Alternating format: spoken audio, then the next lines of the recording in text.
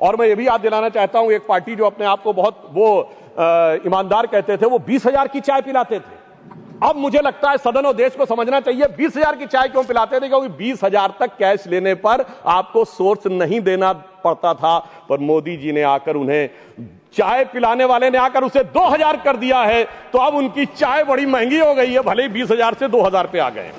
और इसलिए वो दौर था जिस जमाने में इलेक्टोरल बॉन्ड नहीं थे। आज इलेक्टोरल बॉन्ड के लिए कहे जो भी कहें, आज न्यायालय ने चाहा तो पता तो लग गया। क्या 2014 से पहले जहाज नहीं उड़ते थे, खर्चे नहीं होते थे? आज न्यायालय चाहे भी तो उसको पता नहीं लगा सकता। कम से कम यह पारदर्शी व्यवस्था हमारी सरकार ने आके की। और इन लोगों की सरकार कब रहती थी सभापति महोदय, जिस जमाने में, और मैं ये भी कहना चाहूंगा, इनकी सरकार कब रहती थी और हमारी सरकार कब है? सर, जब से वोटर आईडी कार्ड आ गए, कांग्रेस की सरकार आना बंद, सीसीटीवी आ गए, कांग्रेस की सरकार आना बंद, जब से स्वतंत्र जुडिशरी हो गई, कांग्रेस सरकार आना बंद, स्वतंत्र मीडिया आ गई, कांग्रेस को स्पष्ट बहुमत मिलना बंद। और तो और सर, जब से साक्षरता दर 50% हो गई, बहुमत मिलना बंद। इनको कब बहुमत मिलता था? जिस जमाने में मतपेटियां लूटी जाती थी, बूथ कैप्चरिंग होती थी, गोलियां चलती थी, कट्टे बम चलते थे, और अनेक लोग गुजरात के चुनाव, बिहार के चुनावों में 80 लोग तक घायल होते थे। इन्हें लग रहा है शायद वही जमाना वापस आ जाए। तो मैं उनके लिए पूरी संवेदना से कहना चाहूंगा कि जो पुराना गीत था, गुजरा हुआ जमाना आता नहीं दोबारा, हाफिज सईद तुम्हारा। और अब मैं इसके बाद यह विषय कहना चाहूंगा कि जो इसके ऊपर आपत्ति की राजनीति की जाती है, आज मतदाता सूची को लेकर कांग्रेस आपत्ति कर रही है। मैं याद दिलाना चाहता हूं, 18 दिसंबर 1950 को डॉक्टर बाबा साहब अंबेडकर ने कहा कि जो इलेक्टोरल रोल्स हैं उनका हर 6 महीने में होना चाहिए रिवीजन। पर उनका कहना था व्यवहारिक दृष्टि से मुश्किल है, तो 1 साल या 2 साल में कर दिया जाए। मगर सभापति महोदय, ये 20 साल में भी करने को तैयार नहीं है, और उसके बाद ये आरोप लगा रहे हैं। तो मैं इनसे पूछना चाहता हूं, अभी हमारे सम्मानित सदस्य कह रहे थे कि 45 दिन के बाद वो नहीं करते, उसका जवाब गृह मंत्री जी वहां पर दे चुके हैं। उन्होंने साफ साफ कहा 1991 में जो चेंजेस किए थे नरसिम्हा राव सरकार में, उसमें कोई भी एविडेंस, कोई भी पिटीशन 45 दिन तक ही हो सकती है। परंतु मैं पूछना चाहता हूं महोदय, बिहार के तो 45 दिन हुए, आज 45वां दिन है, क्यों नहीं अभी तक सीसीटीवी के लिए एप्लीकेशन दी है? अभी मैं कहना चाहूंगा, जाइए फोन करिए, शाम 5 बजे से पहले सीसीटीवी के लिए लगा दीजिए। नहीं करना है। मैं पूछना चाहता हूं, आप कहते हैं 6 बजे के बाद इतनी वोटिंग हुई, बूथ के अंदर फोटोग्राफी पे रोक है, सड़क पे तो नहीं। दिखाइए कितनी लंबी लाइनें थी, कितनी लंबी आपने सोशल मीडिया पे पोस्ट किया, कितने आपके बूथ लेवल एजेंटों ने इस बारे में आपत्ति दर्ज की। परंतु सभापति महोदय, इसमें से कुछ भी नहीं करना है, केवल बवाल करना है। इनकी स्थिति क्या है? जैसे कोई बच्चा है, क्योंकि मैं टीचर रहा हूं तो मैं कहना चाहता हूं, कोई बच्चा है वो कहे मेरे नंबर कम आए, तो तरीका क्या है? स्कूटी का फॉर्म भरो ना। स्कूटी का फॉर्म थोड़ी भरूंगा, मैंने बयान दे दिया, इतना काफी है, मगर एग्जामिनेशन कंडक्टिंग बॉडी मेरी दोबारा कॉपी जांच के दे दे। चलिए मैं दूसरा उदाहरण देता हूं। क्रिकेट का मैच हो रहा है और टीम को लगा कि बैट्समैन आउट था, अंपायर ने नॉट आउट दिया, तो क्या है? रिव्यू डिसीजन में जाओ ना। रिव्यू डिसीजन में नहीं जाऊंगा, मैंने प्रेस कॉन्फ्रेंस कर दिया, अब थर्ड एम्पायर अपने आप डिसीजन दे दे। मुझे लगता है वो लोग क्यों नहीं जाना चाहते, उसमें और कोई कारण नहीं है। अभी तक लोकतंत्र को वो समझ नहीं पाए हैं कि एक चाय वाले ने आकर जो स्थान ग्रहण कर लिया है, तो जो साहिब आलम थे, जो फर्जंद अंजुमन थे, जो वली अहद सल्तनत थे, जो मानते थे राज करना उनका जन्मसिद्ध अधिकार है, वो इन चीजों के ऊपर अभी तक तय नहीं कर पाए। अब मैं दूसरी बात बताना चाहता हूं सर, बड़ी विचित्र बात है, एक बार कांग्रेस पार्टी के बड़े नेता विदेश जाते हैं, फिर आके एक सो कॉल्ड हाइड्रोजन बम फोड़ते हैं, फिर लौट के जाते हैं दूसरा बम फोड़ते हैं। पर मुझे आश्चर्य लगता है सर, कर्नाटक के मुद्दे पे प्रेस कॉन्फ्रेंस होती है और वो दिल्ली में होती है। कर्नाटक में आपकी सरकार है, न वहां का सीएम, न डिप्टी सीएम, न प्रदेश अध्यक्ष, और आपके तो राष्ट्रीय अध्यक्ष भी कर्नाटक से हैं। सभापति महोदय, वो भी नहीं रहते हैं। और कर्नाटक पे पीसी होती है और उन्होंने कहा हाइड्रोजन बम फोड़ेंगे। तो इस पे मुझे याद आता है, एक पाकिस्तान के मंत्री थे, शायद वो राशिद चौधरी उनका नाम था, जिन्होंने कहा था हमारे पास पाव पाव भर के एटम बम है। मगर मुझे लगता है जो कांग्रेस ने हाइड्रोजन बम छोड़ा वो शायद पाव भर का नहीं, छटाक भर का भी नहीं था। और वैसे मैं ये भी बता देना चाहता हूं, आप जब सरकार में थे तब भी बम नहीं छोड़ पाए थे। 1974 का परमाणु विस्फोट बम के लिए नहीं हुआ था। सरकार का ऑफिशियल बयान था कि ये केवल शांतिपूर्ण कार्यों के लिए हुआ है। ऑन द कॉन्ट्रेरी 11 और 13 मई 1998 को अटल जी की सरकार ने जब किया तो भारत ने कहा था we are the nuclear state. तो हाइड्रोजन बम सरकार में भी हम ही ने बनाया था, और आप न विपक्ष में कर पा रहे हैं, न ना सत्ता पक्ष में रह के कर पा रहे थे। अब मैं दूसरी बात कहना चाहता हूं, जो वोट चोरी की बात बहुत होती है, तो मैं याद दिलाना चाहता हूं, बिहार का चुनाव संपन्न हुआ है, कोई कहे चोरी हो गई तो उसके पास कुछ होना चाहिए सामान जिसकी चोरी हो गई। तो मैं आंकड़ा रखना चाहता हूं सदन के सामने, विगत 35 सालों से किस ढंग से कांग्रेस का वोट घट रहा है। 1990 में 71 सीटें जीती, 24% वोट, 103 पे जमानत जब्त। 1995 29 सीटें जीती, 16% वोट, 167 पे जमानत जब्त। सन 2000 में 23 सीटें जीती, 11% वोट, 231 पे जमानत जब्त। 2005 में पूरी सीटें लड़े नहीं, कुल लड़े 58, जिसमें जीते 9, 6% वोट। और 2010 में सर 4 सीटें जीते, 6% वोट पाया, 216 पे जमानत जब्त। भाई साहब, मैं पूछना चाहता हूं, आपके पास था क्या जो चोरी हो गया? इसीलिए मुझे एक चीज याद आती है, जो हमारे ग्रामीण क्षेत्रों में एक कहावत है कि जब वो चोरी की गुहार लगाते हैं तो फटक चंद गिरधारी, ना लुटिया ना थारी, और चौराहे पे चीख रहे हैं चोरी हो गई हमारी। अब मैं ये भी बताना चाहता हूं सर, एक बात और इससे अच्छी हो गई, जब इन्होंने मतदाता सूची पर आरोप लगाना शुरू किया है, इसका अर्थ यह हो गया सर, ईवीएम के आरोप से विड्रॉ कर लिया है। क्योंकि ये तो कहते थे ईवीएम में गड़बड़ है, बटन दबाते हैं वोट भाजपा को पहुंच जाता है। यदि इनका आरोप सही माना जाए, मैं एक बात कह रहा हूं, यदि इनका आरोप सही माना जाए, अगर ईवीएम मैनेज थी तो किसी को वोटर रोल मैनेज करने की जरूरत क्या है? या तो वो सच था या ये सच है। हकीकत न वो सच था न ये सच है। इनके दिमागों में जैसे आज ईवीएम से पीछे हटे हैं, हकीकत में क्या है इनकी स्थिति सभापति महोदय, ये है कि कहावत होती है, नाच न जाने आंगन टेढ़ा, मगर सर इन पे लागू नहीं होती है। ये कहते हैं आंगन ही नहीं टेढ़ा है, छत भी टेढ़ी है, दीवार भी टेढ़ी है, जमीन भी टेढ़ी है, छज्जा भी टेढ़ा है, खंभा भी टेढ़ा है, पर क्या करें, टेढ़ा है पर मेरा है। सभापति महोदय, वास्तविकता में इन्हें अपना दिमाग जो टेढ़ा हो गया है उसे सीधा करने की आवश्यकता है।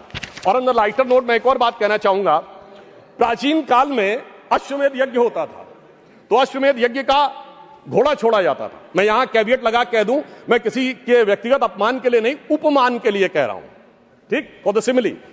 सर वो जब छोड़ा जाता था तो जहां जाता था वहां विजय का मार्ग प्रशस्त कर देता था, पर इनके पास एक ऐसा अश्वमेध यज्ञ का घोड़ा है जो जहां जाता है पराजय का मार्ग प्रशस्त कर देता है।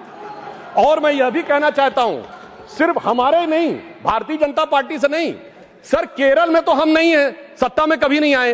केरल में एक बार लेफ्ट फ्रंट आता था, एक बार यूडीएफ आता था, पर जब से ये वहां पहुंचे हैं, ऐसा यज्ञ किया है कि इस बार एलडीएफ दोबारा आ गया। मैं पूछना चाहता हूं, केरल में वोट चोरी किसने कर ली मेरे भाई, बताओ। क्योंकि कारण क्या है कि जो इन बात को समझने के लिए तैयार नहीं रहते हैं, उसका एक कारण। दूसरा, ये कहते हैं परसेंटेज ऑफ वोट हमारा बड़ा, देखिए नजदीक था फिर भी सीटें क्यों कम हो गई, उसका कारण है इनको वोट का वितरण देखना चाहिए। मैं उदाहरण देना चाहता हूं, हरियाणा में सबसे बड़ी जीत किस कॉन्स्टिट्यूएंसी में हुई? हुड्डा साहब नहीं जीते, फिरोजपुर जिरका में मम्मन खान 98,000 से जीते। झारखंड में सबसे बड़ी जीत कहां पे हुई? वहां पे पाकुड़ क्षेत्र में निशात आलम 86,000 से जीते। दिल्ली में आम आदमी पार्टी के मटिया महल में 42,700 से जीते आले मोहम्मद इकबाल। और लोकसभा चुनाव में सबसे बड़ी जीत असम की धुबरी सीट पर कांग्रेस के रकीबुल हसन 10,25,000 से जीते। तो मैं इनसे कहना चाहता हूं, आपका वोट का वितरण समान नहीं है, कहीं कहीं ज्यादा गहरा है। जहां दिल का रिश्ता ज्यादा गहरा है वहां वोट ज्यादा गहरा है। जब आप उसको समझ पाएंगे तो ये वोट परसेंटेज के अंतर को आप भली भांति समझ सकते हैं। और मैं एक और बात कहना चाहता हूं कि जो लोग आज वोट का आरोप लगाते हैं, सभापति महोदय, वो खुद का चुनाव कैसे कराते हैं? 6 सितंबर सन 2022 को खड़गे जी के अध्यक्ष का चुनाव हुआ, मीडिया में रिपोर्ट आई कि 22 कांग्रेस के नेताओं ने लिख के दिया कि भाई साहब वो जो मतदाता सूची है कांग्रेस के अंदरूनी चुनाव की, वो तो बता दीजिए। और मतदाता सूची कांग्रेस ने अंदरूनी चुनाव की नहीं दिखाई। और वो लोग कह रहे हैं कि 28 पीसीसी हैं प्रदेश कांग्रेस कमेटियां, क्या सबके पास जा जाकर हमें वो लेनी पड़ेगी? मगर साहब, जिन्होंने अपनी मतदाता सूची नहीं दिखाई, चुनाव आयोग को मतदाता सूची के लिए लिख नहीं रहे हैं और वो आकर हमें ज्ञान दे रहे हैं, इन्हीं के लिए कहा गया है खुद मियां फजीहत और दूसरों को नसीहत। और वैसे कांग्रेस में पूर्व में सीताराम केसरी जी किस ढंग से हटे ये सबको पता है। कांग्रेस के आंतरिक चुनाव में जब जब चुनाव हुआ तब तक कांग्रेस टूट जाती थी। मैंने बचपन में अटल जी का एक भाषण सुना था और वो उसमें उन्होंने कहा कांग्रेस के तो इतने टुकड़े हुए, Congress R, Congress S, Congress U, Congress O, Congress I, Congress U, Congress मैं, कांग्रेस तू, कांग्रेस आई, कांग्रेस गई। अब ये मैं बताना चाहता हूं, ये इकलौती पार्टी है जिसने महोदय राष्ट्रपति चुनाव में अपने अधिकृत उम्मीदवार को हरवा दिया। देखिए चुनाव और संविधान के प्रति कितनी इनके अंदर, अच्छा, और उस विषय का उल्लेख दूसरे सदन में कर चुके हैं गृह मंत्री जी कि 1946 में किस ढंग से नेहरू जी चुनाव जीते। मगर महत्वपूर्ण बात यह है, यह विश्व का इकलौता चुनाव होगा जो 26 अप्रैल 1946 को कैबिनेट मिशन प्लान के तहत हुआ था, जिसमें नेहरू जी 0 वोट पाकर बन गए। 1 वोट पट्टाभी रमैया को, 1 वोट कृपलानी जी को, और सारे वोट सरदार पटेल को, 0 वोट नेहरू जी को। और सोर्सेस की बात करेंगे, मौलाना आजाद की किताब इंडिया विंस फ्रीडम, और कृपलानी जी की किताब माई डेज विद गांधी, और India from Curzon to Nehru and thereafter Durgadas की किताब, उसमें जाके एक एक चीज का वर्णन पढ़ लें। मगर महत्वपूर्ण बात क्या है महोदय, महात्मा गांधी चाहते थे कि नेहरू आए, मगर फिर भी प्रदेश कमेटियों ने नहीं भेजा। आज मैं कहना चाहता हूं, सोनिया गांधी जी ने चाहा तो कम से कम प्रदेश कमेटियों ने नेहरू खड़गे जी का नाम तो भेज दिया। मतलब आज सोनिया गांधी जी उस समय की महात्मा गांधी ज्यादा ताकतवर दिख रही हैं और खड़गे जी नेहरू जी से ज्यादा ताकतवर दिख रहे हैं। कम से कम इस बात को इनको समझना चाहिए। और उससे पहले सभापति महोदय, आजादी से पहले के दौर में 1916 में इन्होंने सेपरेट इलेक्ट्रेट मान लिए मुस्लिम लीग के। और आज की जनरेशन को ना पता हो, सर पृथक निर्वाचन क्षेत्र जानते क्या होते थे? कोई रिजर्व कॉन्स्टिट्यूंसी नहीं थी, प्रत्याशी भी मुस्लिम होगा, वोट देने वाला भी मुस्लिम होगा। और उन कॉन्स्टिट्यूंसीज का नाम था मोहम्मडन कॉन्स्टिट्यूंसीज, और बाकी का जनरल नहीं, नॉन मोहम्मडन कॉन्स्टिट्यूंसी, जैसे देश मोहम्मडन का ही हो। इसलिए महोदय तब ये इन्होंने पृथक निर्वाचन क्षेत्र बनाए थे। अब ऐसा लग रहा है कि घुसपैठियों के लिए पृथक निर्वाचन क्षेत्र बनाने का प्रयास कर रहे हैं।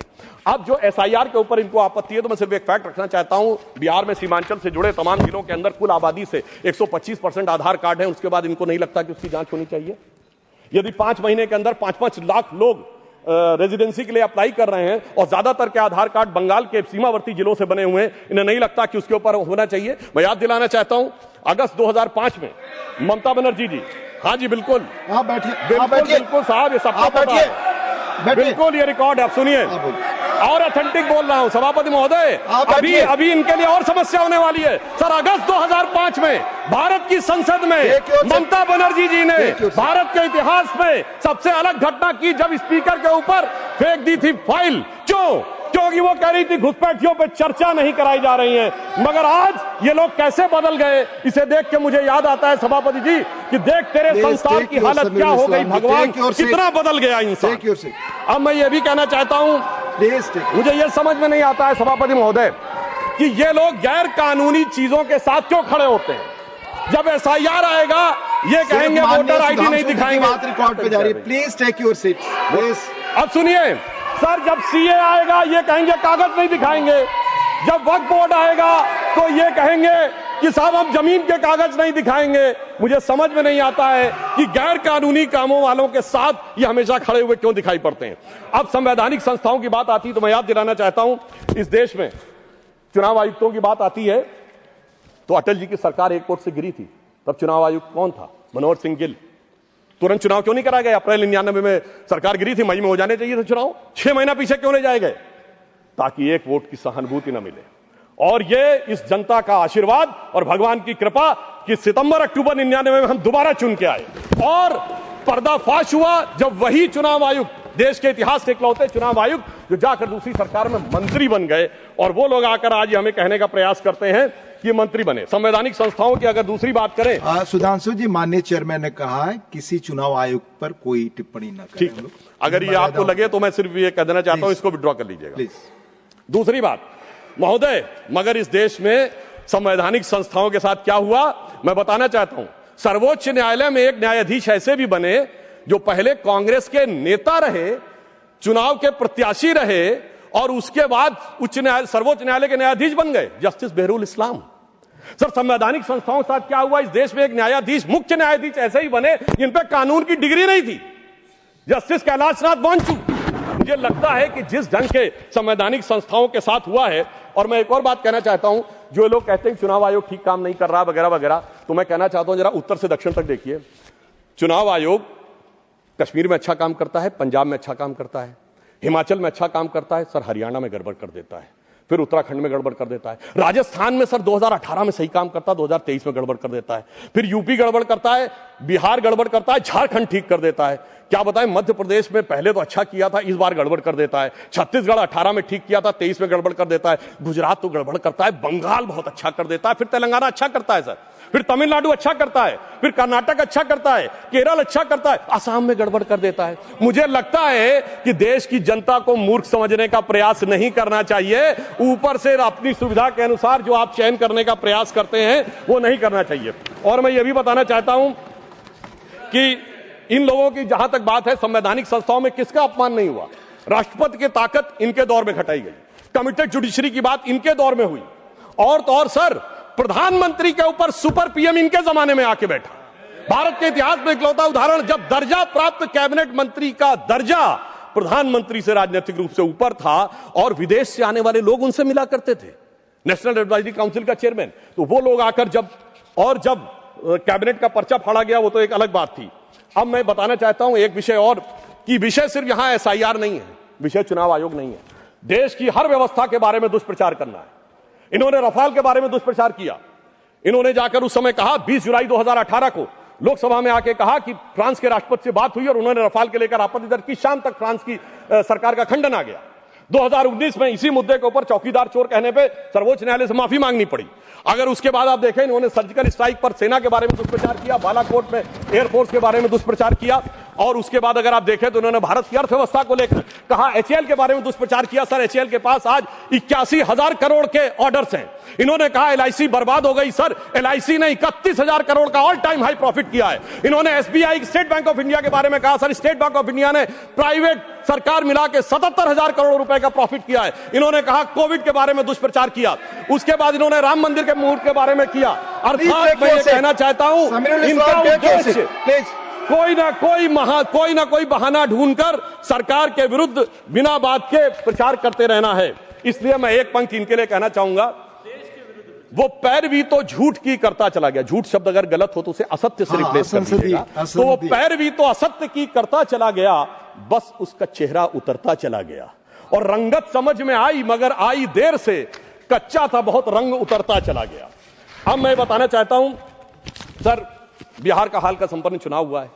ये लोग वो हैं जो राजनीति का शॉर्टकट करते हैं, जातियों का कॉम्बिनेशन बनाओ, जैसे कभी गुजरात में खाम KHAM, फिर कभी हरियाणा में अजगर, तो कर्नाटक में अहिंदा, तो कभी यूपी बिहार में MY। तो एक जमाने में लालू प्रसाद यादव जी कहे थे कि बिहार में भूरा बाल साफ कर रहा हूं, 4 जातियों का नाम लेकर। मगर सर उनके पिताजी बेटे ने कहा, अरे काहे परेशान हो रहे हैं, बेटे ने तो सर काम ही खत्म कर दिया, उसने भूरा बाल नहीं पूरा बाल साफ करवा दिया, मुंडन करवा दिया। तो इसलिए मुझे लगता है उसको उसकी आवश्यकता ही नहीं है।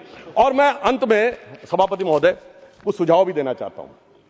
आज इलेक्शन जिस दौर में पहुंच गया है, टेक्नोलॉजी इस दौर में पहुंच गई है, AI का दुरुपयोग होने की संभावना अगले लोकसभा चुनाव तक बहुत हो जाएगी। मुझे लगता है इस बारे में सरकार निश्चित रूप से कोई ना कोई कदम उठाएगी, और जो लोग पब्लिक प्लेटफॉर्म्स में हैं उनको अपने AI सिग्नेचर्स यानी AI प्रिंट्स के बारे में ऑथेंटिक रूप से स्टैब्लिश करने के बारे में विचार करना चाहिए, क्योंकि अन्यथा ये आने वाले समय में वॉइस रिकॉग्निशन और अन्य चीजों में प्रॉब्लम हो सकती है। दूसरा, मेरा मानना है कि जो सर्टिफाइड जो मान्यता प्राप्त राजनीतिक दलों के प्रत्याशी नहीं हैं, उनके नामांकन के लिए जो संख्या निर्धारित है उससे कुछ बढ़ाना चाहिए प्रस्तावकों की, ताकि गंभीर लोग आ सकें।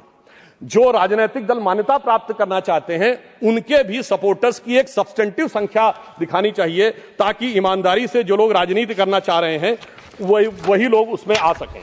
दूसरी बात मैं ये भी कहना चाहूंगा सर, जिस प्रकार के शब्दों का प्रयोग होता है राजनीति में उसे अवॉइड करने की कोशिश करनी चाहिए। अब कोई पार्टी कहती है वोट जिहाद, सर ये फर्रुखाबाद में 2024 में सपा की पार्टी के मंच से हुआ था। सर अभी चुनाव में, जुबली के चुनाव में, जुबली हिल्स के चुनाव में, कांग्रेस मतलब मुसलमान, मुसलमान मतलब कांग्रेस, ये क्या है सर?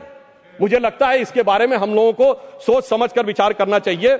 और इसके अलावा कुछ शब्द ऐसे होते हैं जिनमें किंतु परंतु का स्कोप नहीं रहता है। जैसे उदाहरण के लिए, अगर कोई यह कह रहा है कि मोदी जी की बोटी बोटी काट डालूंगा, और इसी बिहार के चुनाव में मोदी जी की माता जी को गाली दी गई, गालियों का अब शब्दकोश भी अवेलेबल है। कम से कम चुनाव सुधारों में अब इन चीजों से हम सबको दलगत भावना से ऊपर उठकर आना चाहिए, अन्यथा वो अराजकता की तरफ, भाषा की अराजकता से समाज में अराजकता की तरफ जा सकते हैं। और मैं एक और बात कहना चाहता हूं सर, जिस ढंग के चुनावी वादे किए जा रहे हैं, कोई कह रहा हर घर को सरकारी नौकरी दे देंगे, और 2024 में सर कांग्रेस ने कहा 8,500 खटाखट खटाखट खटाखट, तो मैं ये बताना चाहता हूं सर, 1 लाख रुपए हर परिवार को देने की बात कहते हैं। भारत की 145 करोड़ की जनसंख्या है सर, 1 मिनट में खत्म कर रहा हूं। उसमें कुल मिला के 31 करोड़ परिवार हैं, यानी 31 लाख करोड़ बांटेंगे और भारत की रेवेन्यू रिसीव 2024 में 27 लाख करोड़ थी। इससे बात समझ में आ जाता है कि वो किस प्रकार से लोगों में भ्रम पैदा करने का प्रयास कर रहे हैं।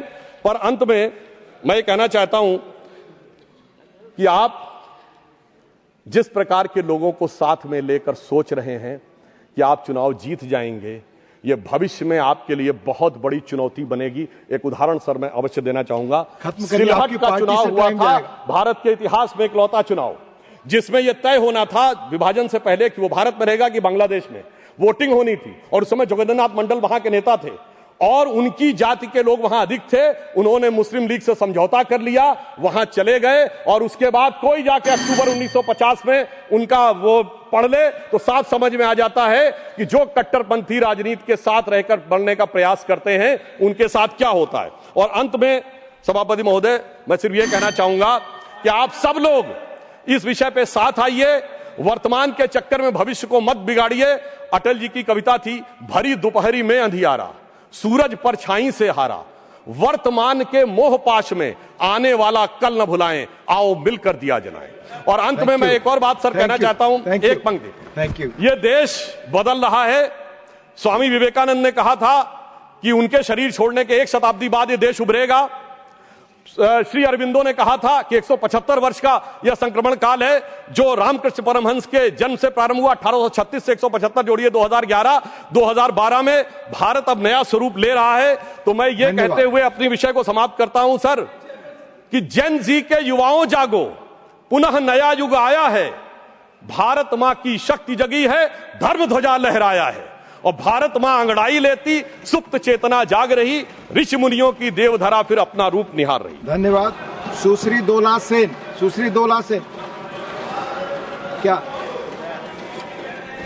दोला जी 1 मिनट, क्या राजीव जी क्या जी की स्पीच में एक थोड़ा सा स्पष्टीकरण आपके माध्यम से मैं चाहता हूं। इन्होंने कहा कि जो 74 का परमाणु विस्फोट, हालांकि चर्चा चुनाव पक्ष में थी, लेकिन इन्होंने फिर भी कहा कि 74 का परमाणु विस्फोट कहा गया था कि शांतिपूर्व उससे किया गया प्रयासों के लिए। धन्यवाद। क्या जो नहीं जो अटल जी के जमा 98 में हुआ था वो क्या कहते, उसमें क्या नहीं कहा गया? धन्यवाद, युद्ध के लिए किया गया।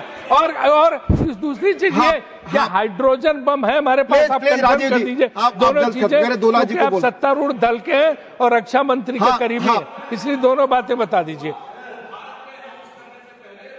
दोनों ने अनाउंस कर दिया, भारत सरकार ने कहा शांति। धन्यवाद सर। 98 में 11 और 13 मई को हुआ, हमने 3। दोला जी आप बोले, अब दोनों को अलाउ कर, आप बोले।